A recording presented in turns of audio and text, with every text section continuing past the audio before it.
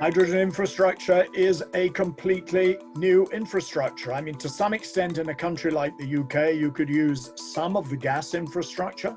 So the distribution level gas networks will take hydrogen more or less unchanged. Indeed, for those people as old as I am, we remember when London used to be heated by something called town gas, which was over 50% hydrogen, but it would require investment to convert it in that way. If you're talking about hydrogen for motor cars, then you would have to convert all the filling stations that currently fill cars up with petrol. They would have to be converted into hydrogen filling stations in the same sort of way that they're now having to provide fast charging facilities for electric vehicles as we move away from internal combustion engines. So any major change of fuel or energy source is going to have significant infrastructure implications. That's going to have cost implications, and it's going to take a certain amount of time to roll it out.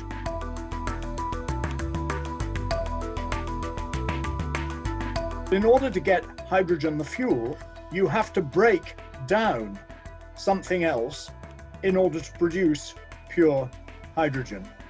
The main ways of doing this today are to take natural gas, which has the chemical formula CH4, and then to undergo a process called steam methane reforming, which actually breaks the carbon away from the hydrogen and produces hydrogen and carbon dioxide.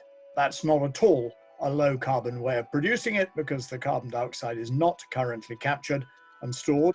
Whereas electrolysis, passing electricity through water, produces just hydrogen and oxygen, and obviously oxygen can be released to the atmosphere with no damage.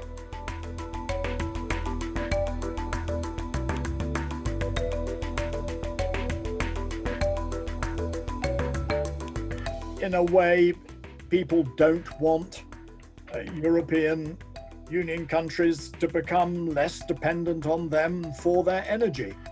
And given that I think the major push for hydrogen in the future will be a hydrogen based on renewables, as I've said, that means that Europe could become more or less energy independent, and the countries from which it currently imports its energy may not like that. I can see no reason why Europe should pay any attention to those kinds of sentiments. It's quite possible that if electrolyzers can come down in cost in the same way that these other technologies have come down in cost, then I think some kind of energy self-reliance for Europe based on renewables and hydrogen is by no means impossible.